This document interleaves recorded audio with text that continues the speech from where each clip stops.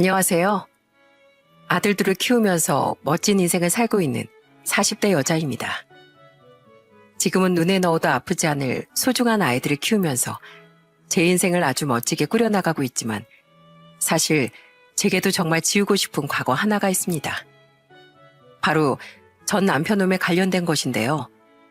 그래도 그 인간을 보면서 고마운 게 딱 하나 있다면 사람을 무시하고 살면 어떻게 되는지를 제대로 보여줬다는 겁니다. 인간 쓰레기 같던 전 남편의 인생이 어떻게 됐는지 지금부터 제 이야기를 한번 들어보시겠어요? 저는 어려서부터 아버지와 같은 사람과 결혼을 하는 게 꿈이었습니다. 저희 아버지는 무척이나 다정다감하고 부지런한 분이셨거든요. 특히 늦둥이로 태어난 절 우리 공주라고 부르시며 무척이나 예뻐해 주셨답니다. 우리 공주님, 오늘은 엄마랑 오빠랑 뭐하고 놀았어? 오늘 엄마랑 숫자 공부했다. 오늘은 낱말 맞추기도 했다? 잘했지? 아이고, 그랬어? 우리 공주님 오늘 하루가 엄청 알찼겠는데? 자, 이제 아빠랑 놀 시간이다. 뭐 해줄까? 비행기 태워줄까? 아니면 아빠랑 병원 놀이 할까? 비행기 태워줘, 비행기. 비행기를 태워달라고 하면 아버진 항상 누워서 두 팔과 두 다리로 저를 들어올려 놀아주시곤 하셨어요. 아마 어린 시절 한 번쯤은 부모님께서 해주신 적이 있을 겁니다. 그리고 오빤 항상 문방구나 슈퍼에 갈 때마다 제 손을 꼭 잡고 가선 맛있는 아이스크림이나 과자를 사주곤 했답니다. 어머니께선 동네에서 김치찌개 전문점을 운영하고 계셨어요. 김치찌개만 파는 것이 아니라 된장찌개도 팔고 생선구이도 팔고 있었기 때문에 어머니 가게는 항상 점심시간만 되면 북새통을 이루곤 했어요. 항상 어머니를 따라다녔던 전 가게 단골 손님들의 귀여움을 독차지하는 게 일상이었습니다. 아이고, 너 참 오랜만에 보는 것 같다. 너 올해 몇 살이냐? 올해 7살이에요. 7살이나 됐어? 엄마 등에 엎여있을 때가 엊그제 같은데. 가만히 있어보자. 할아버지가 오랜만에 왔으니 또 우리 꼬마 아가씨한테 용돈을 줘야겠지? 아유, 할아버지 아니에요. 안 주셔도 돼요. 애 버릇 나빠져요. 에휴, 버릇 좀 나빠져도 된다. 얘따, 2,000원이다. 이거 엄마 아빠 주지 말고 만난 거 사 먹는 데 써라이. 알겠지? 정주야, 할아버지 감사합니다 해야지. 할아버지 감사합니다. 누군가의 사랑을 받고 예쁨을 받는다는 건 참 기분이 좋은 거더라고요. 가족들의 사랑, 그리고 가게를 오고 가는 고마운 손님분들의 예쁨을 독차지한 전 그 흔한 사춘기 한 번 없이 밝고 건강하게 성장할 수 있었습니다. 어릴 땐 온전히 사랑을 받기만 했다면 이젠 받은 사랑을 돌려줄 줄도 아는 어른으로 자랐답니다. 가족을 위해 정말 최선을 다해 일을 하시던 아버지께선 제가 성인이 된 이후 정년퇴직을 하셨어요. 아버지가 퇴직을 하시자마자 어머니께서는 아버지께 이렇게 물어보셨어요. 여보, 당신 나랑 같이 일하자. 마침 우리 가게에서 일하던 이모가 그만두는 바람에 사람을 구하고 있었거든. 근데 어차피 당신이랑 같이 일하면 인건비도 아끼고 또 부부끼리 같이 운영하면 든든하기도 하고 좋을 것 같은데 당신 생각은 어때? 오, 당신이랑 같이 일하는 거 나야 괜찮지. 나도 새로운 일자리 어디 없나 하고 알아볼 필요도 없고 당신 일하는 거 옆에서 도울 수도 있고 난 너무 좋아. 그 다음 날부터 아버진 어머니와 함께 일을 하셨고 당시 대학교를 다니던 저도 강의가 끝나면 종종 어머니 가게로 찾아가 일거리를 도와드리곤 했어요. 평생 양복을 입고 출퇴근을 하시던 아버지께서 분홍 앞치마를 메고 어머니의 뒤로 다가가 어깨를 주물러 드리는 모습이 그렇게 사랑스러울 수가 없었습니다. 마음이 맞는 부부끼리 이렇게 한 가게에서 함께 일을 한다는 건 되게 보기 좋기도 했고 또 한편으론 부럽기도 했어요. 제가 항상 부모님을 흐뭇하게 바라보고 있으면 어머니는 꼭 이런 말씀을 하셨어요. 정주, 너도 꼭 아빠 같은 사람 만나야 돼. 가정적이고 다정하고 가족밖에 모르는 사람. 뭐 그런 사람이 아빠 말고 또 있겠냐만. 안 그래도 어릴 때부터 항상 아빠 같은 사람이랑 결혼해야겠다고 생각하고 있었거든. 몇 년만 기다려봐. 꼭 아빠 같은 사람 만날 테니까. 네 엄만 아빠보다 100배 더 좋은 사익감 데리고 와도 성에 안 찰걸? 나중 되면 너 시집 안 보내고 끼고 살려고 할 거다. 당신 아무리 딸내미가 좋아도 절대 그러면 안 되는 거 알지? 아유, 당신은 별소리를 다 해. 당연히 좋은 사람 데리고 오면 지금 당장이라도 보내지. 아버지 같은 사람과 결혼을 하고 싶다라고 생각은 했었지만 사실 그것 자체로도 쉽지 않았어요. 대학을 졸업하고 직장에 들어가기까지 많은 인연들을 만나봤지만 저와 마음이 잘 맞다, 정말 다정한 사람이구나 라는 생각이 드는 사람은 없었거든요. 오빠는 제가 20대 후반이 됐을 때 예쁘고 착한 새언니를 만나 결혼했습니다. 그런 오빠를 보면서 다정하고 따뜻하고 나랑 잘 맞는 사람을 찾을 바에야 차라리 독신으로 늙어 죽는 게 빠르겠다는 생각이 들 무렵쯤 저는 직장 동료의 소개로 남편을 만나게 됐어요. 남편은 요식업에 종사하는 사람이었어요. 서울 한복판에서 레스토랑을 운영하고 있었고 직원들도 많이 거느리고 있다고 했습니다. 게다가 방송은 타지 않았지만 종종 유명 잡지 같은 곳에서 인터뷰도 한 적이 있다고 하더군요. 그 소리를 듣고 저는 깜짝 놀라 동료에게 이렇게 이야기를 했습니다. 그런 대단한 사람이 나 같은 평범한 사람을 마음에 들어 할까? 괜히 바쁜 사람 시간만 낭비하게 만드는 거 아니야? 사람 소개받는데 시간 낭비하고 그런 게 어딨어. 그렇게 생각했다면 애초에 받는다는 이야기를 안 했겠지. 그런 쓸데없는 걱정하지 말고 한번 만나보기나 해. 혹시 아니? 알고 보니 네 운명의 상대일지. 소개팅 자리에 나갈 때까지도 조금 걱정이 되더라고요. 인터뷰도 하고 레스토랑도 운영할 정도면 저같이 평범한 사람이 눈에 들어올 리가 없다고 생각했거든요. 설렘 조금과 걱정 한가득을 안고 남편을 처음 만나러 갔던 날, 불안한 마음을 가지고 있었던 것이 무색하게도 생각 이상으로 좋은 사람이었어요. 왜 텔레비전 방송을 보면 레스토랑 오너들은 보통 깐깐하고 카리스마 넘치는 성격을 가지고 있잖아요. 남편도 그런 성격을 가지고 있을 거라 생각했습니다. 그런데 전혀 아니더라고요. 대화를 나눠보니 뭔가 잘 맞는 부분이 있기도 하고 제법 부끄럼도 많이 타고 어떻게 이런 사람이 많은 직원들을 통솔하는 레스토랑의 오너일까 싶을 정도로 착한 사람이었어요. 영화 보는 거, 노래 듣는 거, 그런 사소한 것 하나까지도 저와 취향이 참 잘 맞았어요. 그렇게 대화를 하다가 저는 남편을 만나기 전에 느꼈던 감정들을 솔직히 털어놨습니다. 사실 여기 문 열고 들어오기 전까지도 이게 맞나 생각했었어요. 레스토랑을 운영하고 있고 또 잡지 인터뷰까지 할 정도의 사람이 과연 나 같은 평범하디 평범한 사람을 마음에 들어해 줄까라고 생각했었거든요. 이렇게까지 대화가 잘 통하고 또 따뜻한 사람일 줄은 몰랐어요. 솔직하게 말하면 색안경을 끼고 봤다고 해야겠죠? 미안해요. 대화도 나눠보지 않고 그렇게 생각해서. 아니에요. 그래도 지금은 절 그렇게 안 보시는 거잖아요. 그럼 된 거죠. 다행이에요. 정주 씨한테 대화가 잘 통하고 따뜻한 사람으로 받아들여져서 기분 좋네요. 남편은 다행이라는 말과 함께 배시시 웃어 보였습니다. 사실 덩치도 제법 큰 편이었고 또 얼굴도 순하게 생긴 상은 아니었는데 그렇게 웃으니까 사람이 참 순해 보이더라고요. 그렇게 첫 만남을 잘 마무리 지은 저흰 이후로 3번을 더 만난 뒤 정식으로 교제를 하게 됐어요. 그리고 2년간 문제없이 잘 만나다 결혼을 약속했습니다. 남편과 결혼을 결심하게 된 건 다정한 면모 때문이었어요. 어릴 때부터 아버지 같은 사람과 결혼을 하고 싶다고 말했었는데 그런 사람을 이제야 만난 것 같았죠. 항상 옆자리 탈 때마다 제 안전벨트를 꼭 매주고 어딜 가든 제 손을 꼭 잡고 걸어갔던 사람, 그리고 종종 우리의 미래를 이야기했던 사람이었기에 이 사람이라면 미래를 함께 꿈꿔도 괜찮지 않을까 싶어 결혼을 약속하게 됐어요. 처음 저희 부모님께 인사를 드리러 가던 날 어머니가 운영하시는 가게로 찾아가서 함께 식사를 했었는데 남편은 저희 어머니가 끓인 김치찌개를 한 입 맛보더니 엄지를 치켜 세우며 극찬에 극찬을 쏟아냈습니다. 우와, 어머님, 국물 맛이 정말 끝내주는데요. 이거 어머님 비행기 태워드리려고 하는 말이 아니라 진심으로요. 제가 양식을 주로 만드는 사람이긴 하지만 어머님 정도면 어지간한 레스토랑에서 메인 주방장을 맡으셔도 될 정도의 솜씨입니다.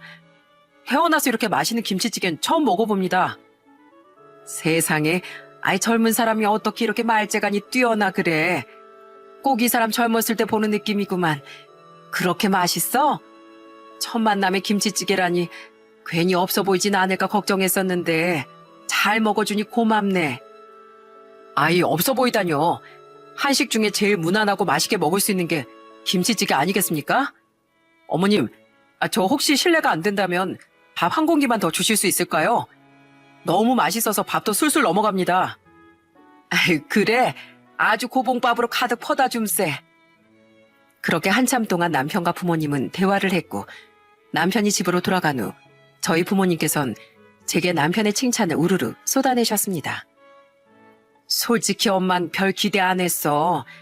레스토랑을 운영하고 있는 사람이라면 분명히 돈 많은 집 자식일 텐데 있는 집 자식들은 콧대가 높아가지고 괜히 잘난 척하진 않을까, 뭐 이런 곳이 누추하다고 생각하진 않을까 걱정했는데 전혀 아니네. 집에서 교육을 엄청 잘 받은 게 티가 난다 얘. 맞아.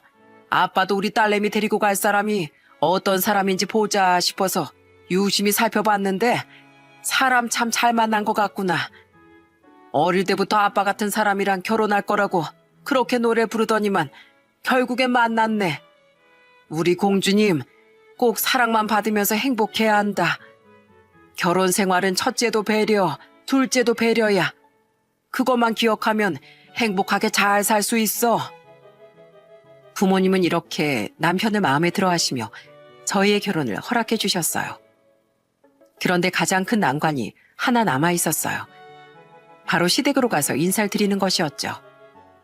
평범한 직장을 다니다가 퇴직하신 아버지, 그리고 평범하게 식당을 운영하신 어머니, 모든 면이 평범했던 저희 집과는 달리 남편의 집은 수준이 달랐습니다. 아버님은 정말 누구나 다 아는 유명한 시중은행의 지점장을 하시다가 은퇴를 하신 분이셨어요. 은행 지점장을 맡아 하셨던 아버지와 레스토랑을 운영하고 있는 아들. 솔직히 딱 이 정도만 들어도 얼마나 잘 사는 집인지 예상할 순 있잖아요. 그래서 혹시나 들어갔다가 결혼을 반대당하기라도 할까봐 걱정이 됐습니다. 게다가 여동생도 둘이나 있는 집이라 기싸움을 걸어오진 않을까 싶기도 했죠. 하지만 시댁에 처음 인사를 드리러 갔던 날, 예상과는 달리 아버님과 시모는 저를 반갑게 맞이해 주셨습니다. 우리 예비 며느리 왔네. 정말 반가워요. 여자친구 생겼다고 말을 하길래 집으로 데리고 오라고 그렇게 얘기를 해도 말을 안 듣더니만 이렇게 좋은 인연으로 만나게 됐네요. 자자, 오느라고 힘들었을 텐데 어서 식사부터 하죠. 아가씨가 뭘 좋아할지 몰라서 그냥 이것저것 만들어봤어요.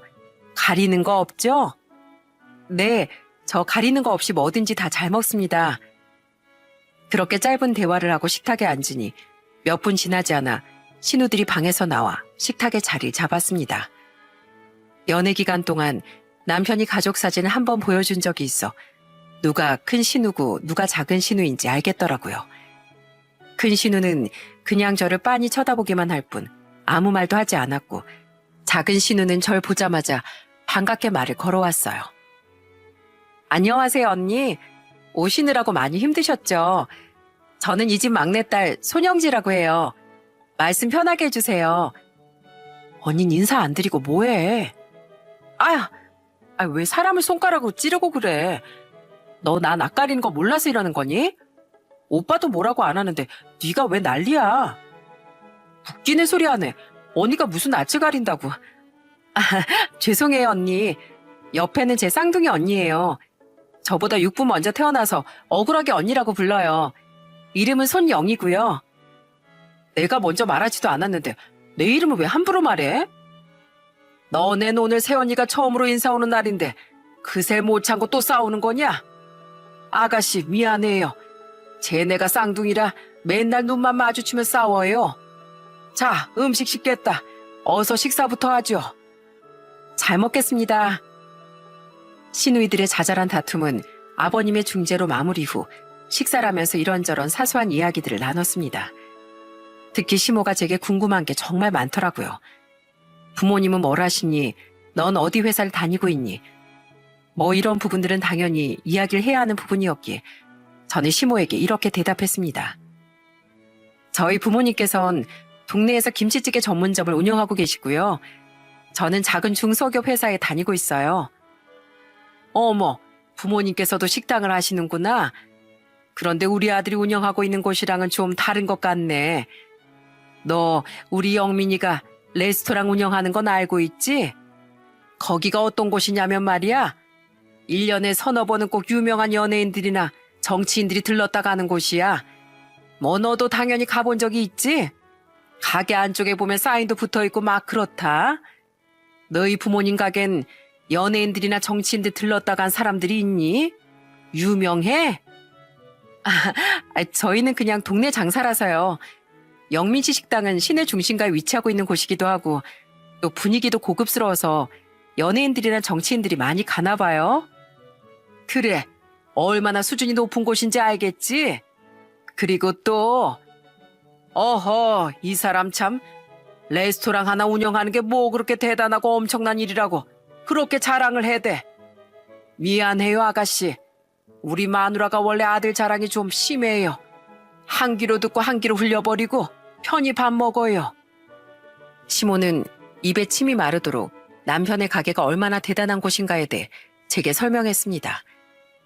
2년 연애를 하는 동안 저도 몇 번 가본 적이 있었기에 어느 정도는 다 알고 있었는데도 말이죠.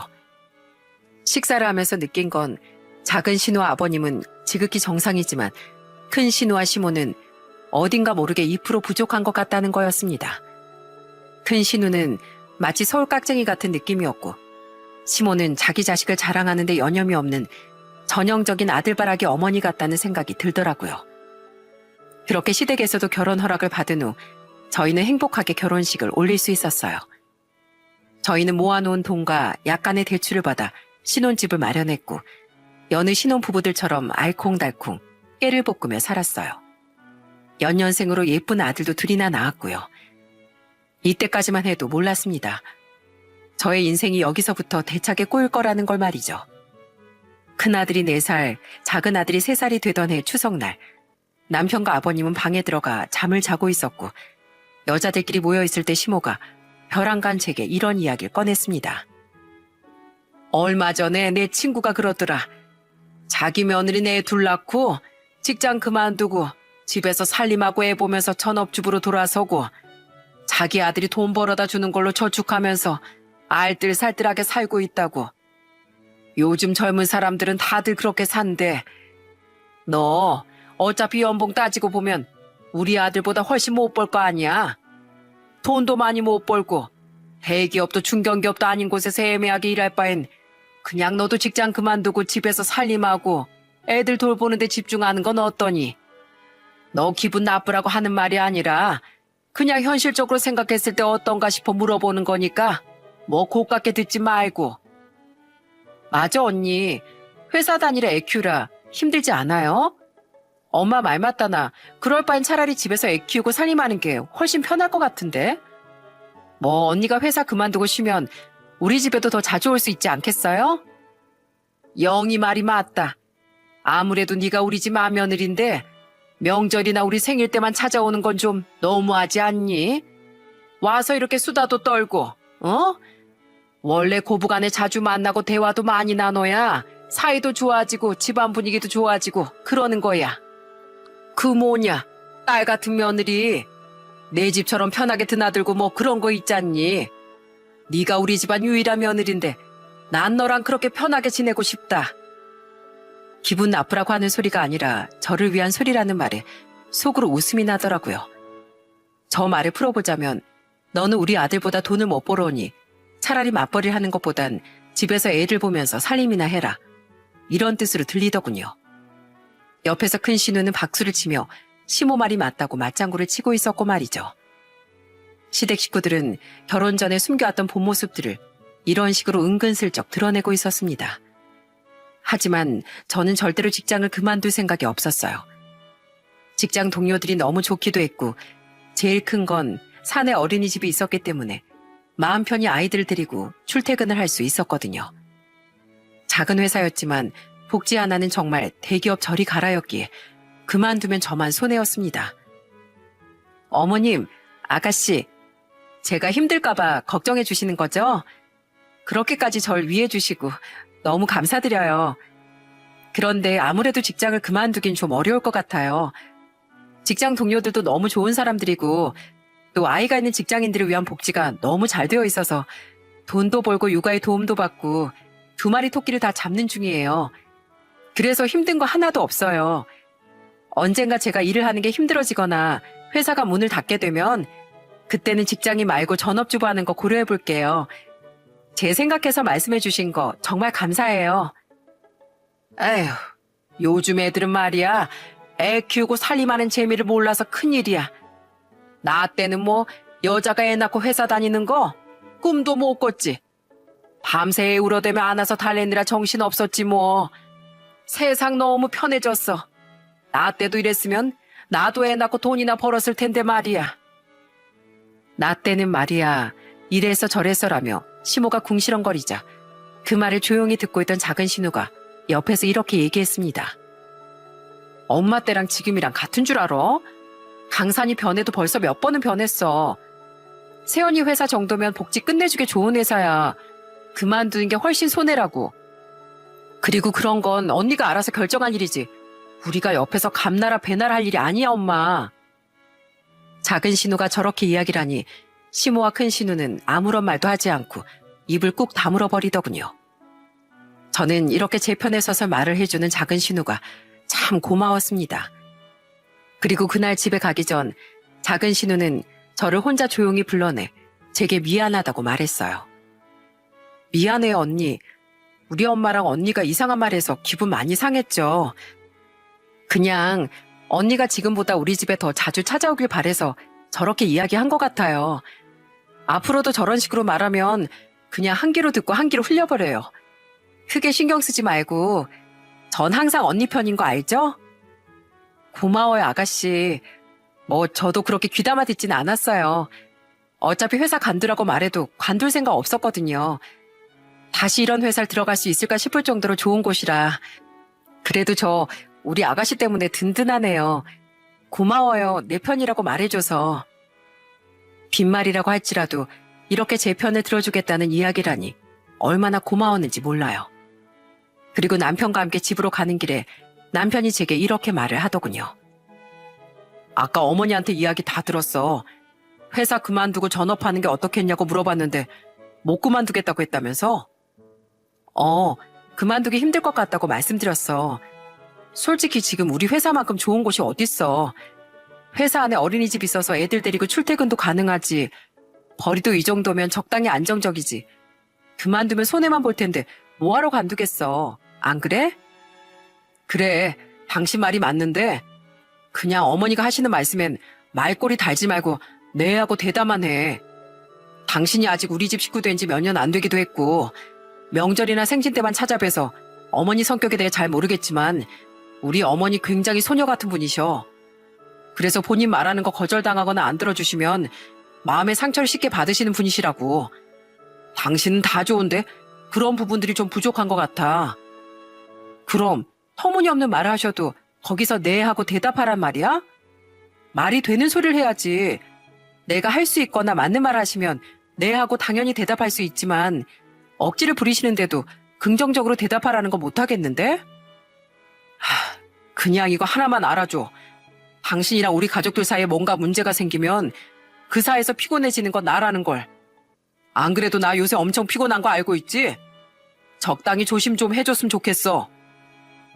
결혼 전 그리고 신혼 때만 해도 한없이 다정했던 남편은 시간이 가면 갈수록 점점 변해가고 있었어요.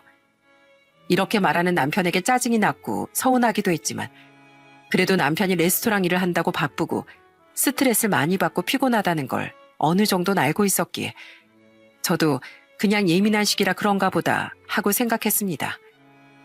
이래저래 업무에 치이는데 가족관계로도 스트레스를 받으면 저라도 그럴 수 있겠다 싶었거든요. 저 또한 신체적으로든 정신적으로든 피곤해지는 건 정말이지 질색이었기에 최대한 시댁 식구들과의 마찰은 피해야겠다 다짐했어요.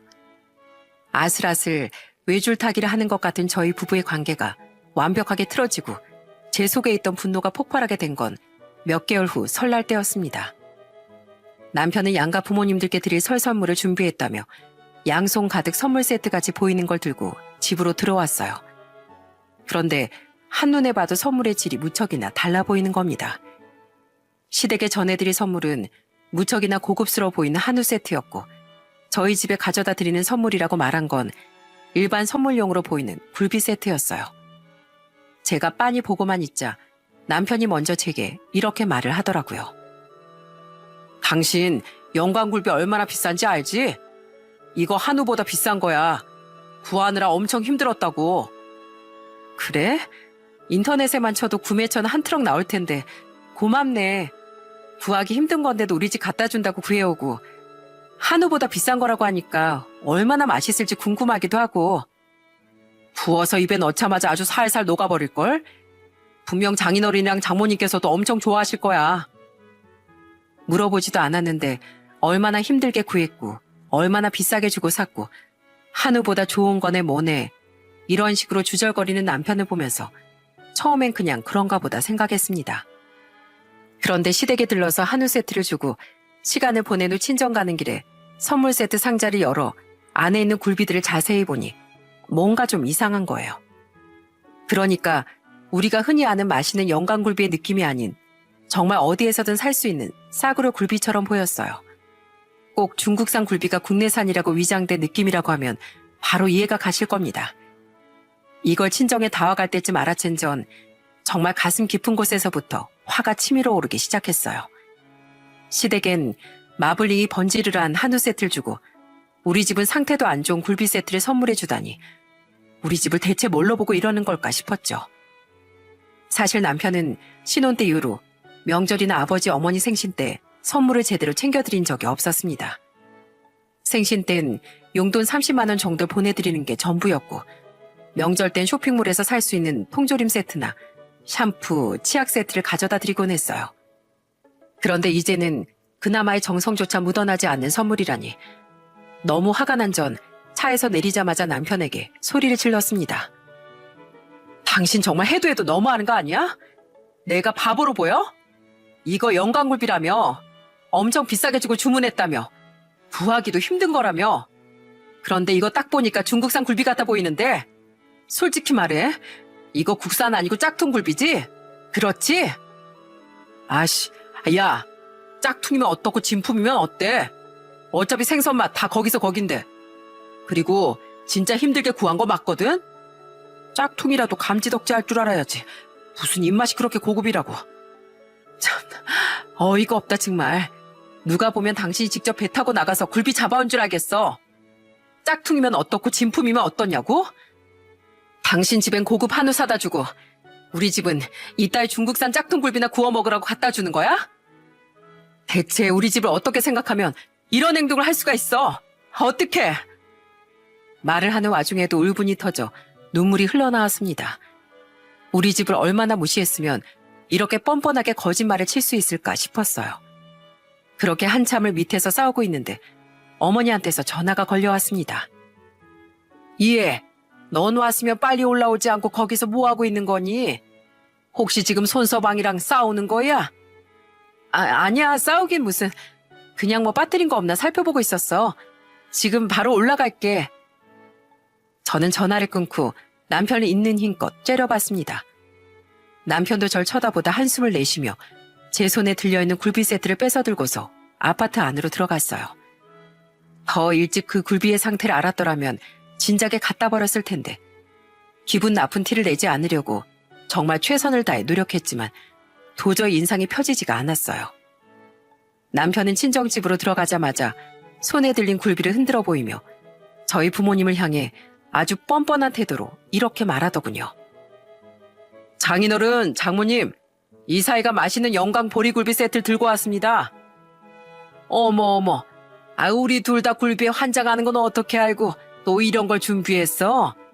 그냥 해마다 주던 거 줘도 되는데 이거 설 대목에 사면 엄청 비싸지 않아? 아유, 장모님, 장모님도 아시죠?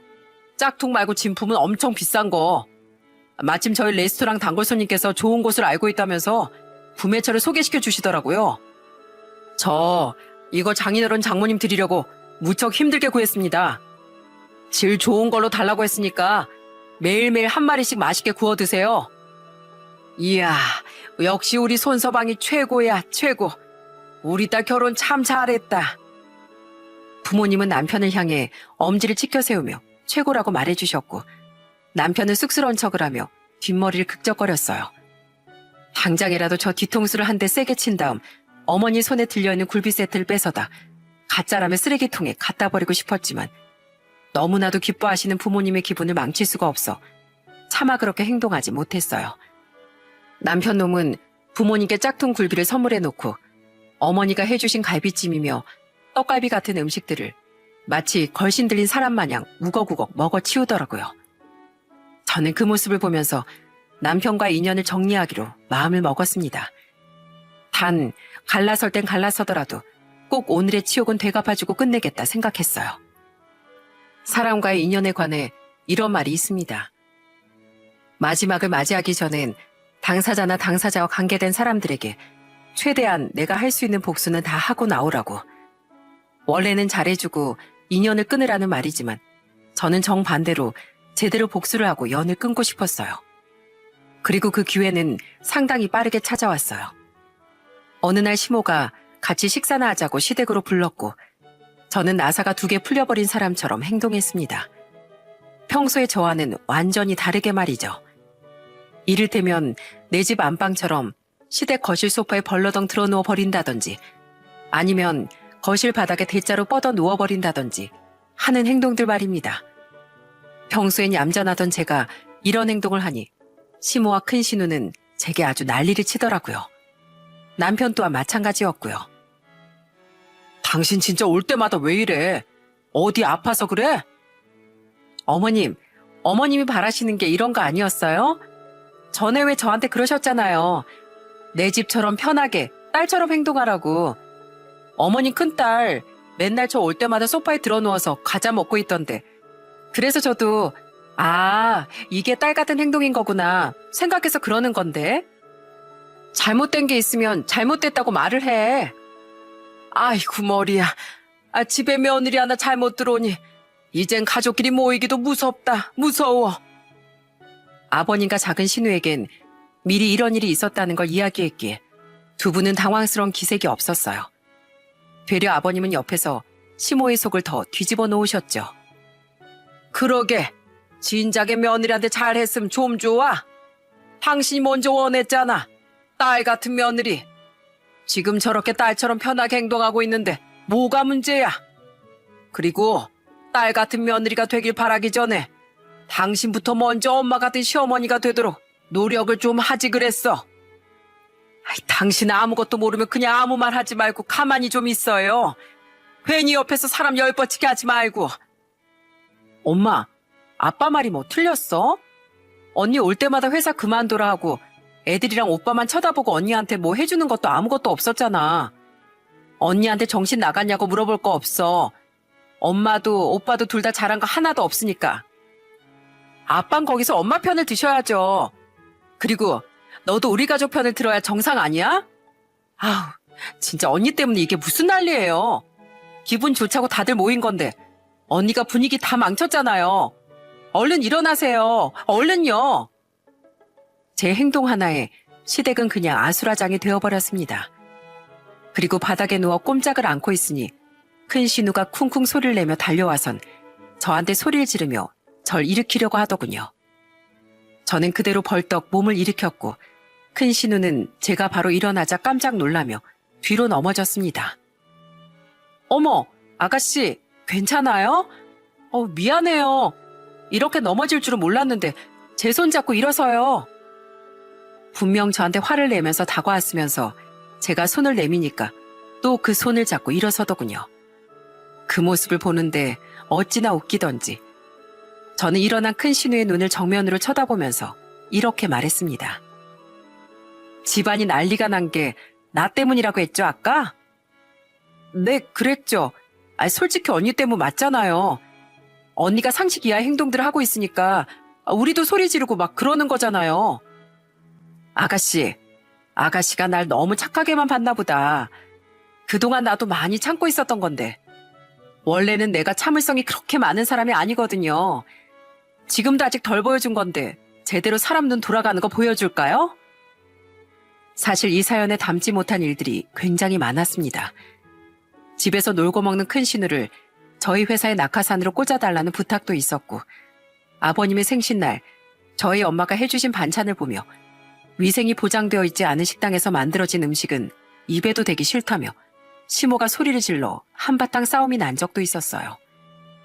그럴 때마다 다행히 아버님과 작은 신우가 있었기에 여기까지 버틸 수 있었던 건데, 이제는 저도 더 이상은 못 버티겠더라고요.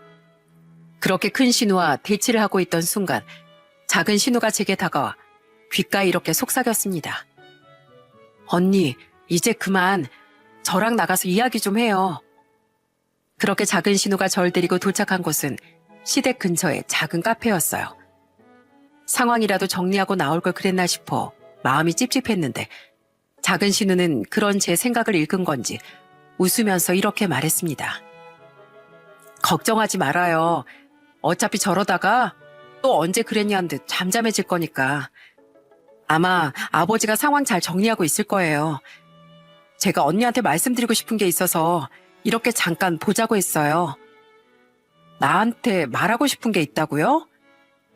언니, 이제 저희 오빠랑 갈라서요. 지켜보고 있는 제가 너무 힘들어서 그래요. 언니한테 이 얘기를 해야 할까 말아야 할까 많이 고민했는데, 오빠 20대 중반쯤에 결혼을 한 번 했었어요. 그때도 저희 엄마랑 언니 때문에 1년도 못 살고 헤어졌거든요. 갈등이 엄청 심했어서. 그래서 그때 오빠한테 그랬어요. 오빠는 평생 결혼하지 말고 살라고. 그런데 언니를 데리고 왔더라고요. 처음 만난 날 언니한테 미리 말을 해줬어야 했는데, 언니랑 오빠가 너무 좋아 보여서 차마 그 관계를 깰 수가 없어서 말을 못했어요. 미안해요, 언니. 처음 알게 된 사실이었습니다. 남편은 첫 결혼이 아니었더군요. 20대 중반에 결혼을 한 번 한 적이 있었고, 그때도 비슷한 일로 인해 갈라섰다는 작은 신우의 말을 듣고서 큰 충격을 받았습니다. 제가 한참을 뻥찐 표정을 하고서 앉아있자 작은 신우가 말을 이어나갔어요. 언니가 말해준 거 듣고 나서 솔직히 머릿속에 든 생각은 빨리 이혼했으면 좋겠다였어요. 언니는 혼자가 아니잖아요. 애들도 있고. 우리 오빠는 언니보다 우리 가족을 택할 사람이에요. 사랑에 빠져서 불타오를 땐 사랑하는 사람만 바라보다가 그 마음이 어느 순간 식으면 옆에 있는 사람을 귀찮아하거든요. 그래도 적어도 언니한테 그러지 않을 줄 알았어요. 언니가 오빠랑 이혼한다고 하더라도 전 언니가 너무 좋은 사람 같아서 가끔 연락하고 지내고 싶어요. 그러니까 언니, 더 상처받지 말고 스트레스도 받지 말고 그냥 여기에서 끝내요. 고마워요, 아가씨. 이런 것들 하나하나 말하기 힘들었을 텐데 솔직하게 다 말해줘서. 나도 결심이 섰다가 망설여졌다가 여러 고민들이 많았었는데 이젠 확실하게 결단을 내리게 됐네요. 정말 고마워요. 저는 작은 신우의 말을 듣고서 확실하게 남편과 갈라서겠다고 결정했어요. 그리고 남편보다 먼저 집으로 돌아왔고, 몇 시간 후 집에 들어온 남편에게 전 덤덤한 표정으로 이혼을 선언했습니다. 그런데 남편은 그럴 줄 알았다는 듯 아주 당연하게 고개를 끄덕이더군요. 당신 나한테 정말 미련이라곤 손톱만큼도 없나 보네. 그치? 나 싫다고 떠나겠다는 사람 그렇게 잡을 이유가 있어? 그리고 오늘 당신 행동 보고 제대로 깨달았어. 당신이랑 더 살아봤자 나만 힘들고 피곤해질 수 있겠다라는 거. 그러니까 당신하고 살 바엔 차라리 이쯤에서 끝내는 게 낫겠어. 아까 작은 아가씨가 나한테 말해주더라. 당신 20대 중반에 결혼했다가 1년도 안 돼서 헤어졌다면서? 그때도 어머님이랑 큰아가씨 때문에 이혼했다고. 그러면 당신은 어머님이랑 큰아가씨한테 문제가 있다고 생각하고 바로잡을 생각은 한 번도 안 해본 거야? 원래 결혼하면 그 정도는 견디고 살아야 맞는 거잖아. 그걸 못 버티는 사람들이 이상한 거지. 그래, 더 말해봐야 말도 안 통할 것 같으니까 딱 이거 하나만 물을게. 설날에 왜 그런 거야? 왜 우리 집에 그따위 질 떨어지는 굴비 주고 우리 엄마한테 왜 그렇게 뻔뻔하게 거짓말 쳤어? 짝퉁 굴비도 영광 굴비라고 말하니까 엄청 좋아하시는 거 맞지? 니네 집 수준이 딱 이 정도니까 내가 그렇게 선물한 거야. 그렇게 말해도 다 속아 넘어가거든. 못 배워먹은 사람들은. 그래, 말해줘서 고맙다. 어쨌든 나랑 갈라서 하는 거 동의했고 양육권은 내가 가져갈 거야. 너 같은 쓰레기한테 우리 애들을 맡길 수는 없지. 그리고 누가 누구한테 못 배워먹었네 만의 얘기를 꺼내는지 모르겠지만 인생 그따위로 살지 마. 너같이 오만 방자고 건방진 것들이 지 주제도 모르고 계속 높은 곳만 우러러보다가 한 방에 꺾여버리더라고. 조심해. 당신도 언제 어느 때 날개가 팍 꺾여버릴지 몰라. 고작 중소기업 다니는 주제에 나한테 지금 훈계하는 거야? 필요 없고 내 앞가림은 내가 알아서 잘할 테니까 당신은 당신 앞가림이나 잘하고 살아. 다음 날 저희는 이혼 서류에 도장까지 다 찍은 다음 법원에 제출했습니다. 아빠 같은 사람을 만났다며 기뻐했던 게 엊그제 같은데 이 인간의 더러운 실체를 그때 눈치챘더라면 조금 더 빨리 알았더라면 좋았을 텐데 하는 생각도 했지만 이제라도 알고 더 이상 시간을 버리지 않아도 되어서 다행이라는 생각을 했어요.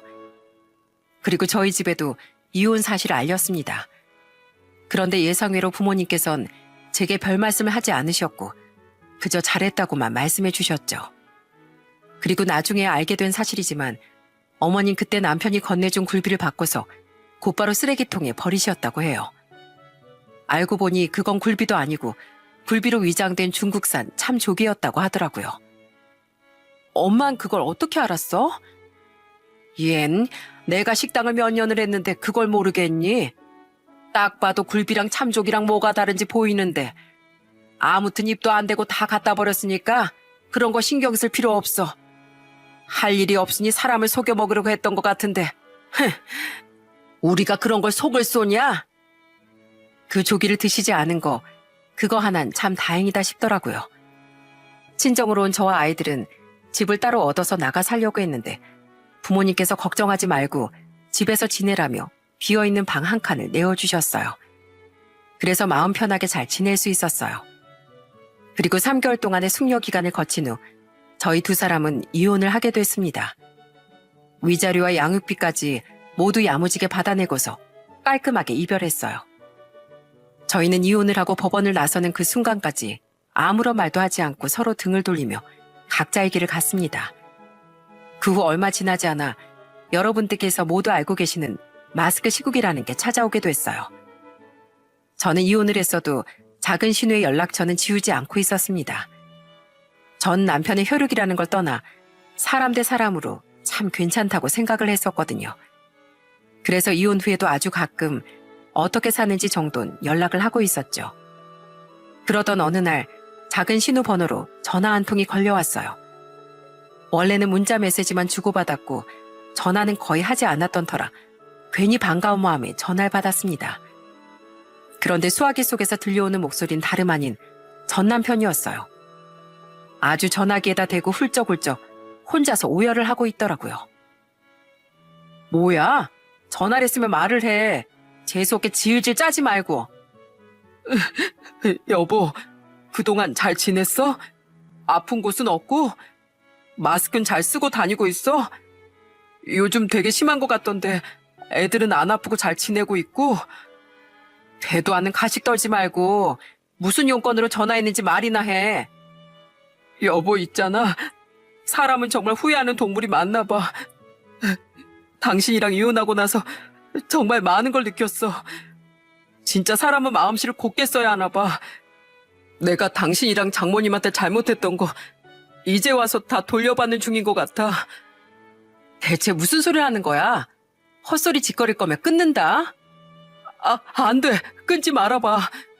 당신도 알고 있겠지만 지금 마스크 시국에 식당들이 다 문을 닫고 있잖아. 그런데 내가 이 시기에 무리하게 사업 확장한답시고 대출까지 받아서 2호점을 냈거든. 적어도 우리 가게만큼은 피할 수 있을 줄 알았어. 그런데 이런저런 규제 생기고 손님들은 점점 발걸음이 줄어들고 그러다 보니 매출도 자연스럽게 줄어들어서 결국 재정 악화로 원래 있던 본점이랑 2호점까지 한꺼번에 다 문을 닫게 됐어. 그래도 신용불량자 신세는 면하려고 일용직이라도 하면서 돈 갚아나가는 중이야. 당신이었다면 이럴 때 내 옆에서 힘이 되어줬을 텐데 당신의 소중함을 이제야 깨달아서 정말 미안해. 내가 뭘 했어? 오만 방자하면 추락하기 마련이랬지? 그렇게 잘난 척을 하더니 결국 너도 망했구나. 천벌받은 거야. 그리고 이제 와서 그렇게 말한들 뭐하니? 너랑 난 이미 남남이 되어버렸는데 그 어줍지 않은 감성팔이 하지 말고 빚이나 열심히 갚으면서 살아. 그리고 애들 볼 생각 없다면서 애들 걱정은 왜 하니? 네 스스로나 걱정하면서 살아. 그리고 양육비 보내는 건 달달이 날짜 맞춰서 늦지 않게 보내고 다신 연락하지 마. 당신 목소리도 듣고 싶지 않으니까. 전 남편은 마스크 시국으로 인해 운영하고 있던 모든 가게가 망했다며 제게 눈물로 한 번만 용서를 해달라고 엉엉 울며 빌더라고요.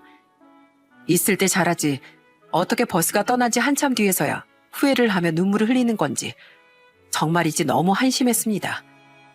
그 후 작은 신우와도 결국 연락을 끊게 됐어요. 이 일을 알게 된 작은 신우가 제게 미안해하며 혹시라도 또 이런 일이 생길까 미안해서 연락을 못하겠다고 하더군요.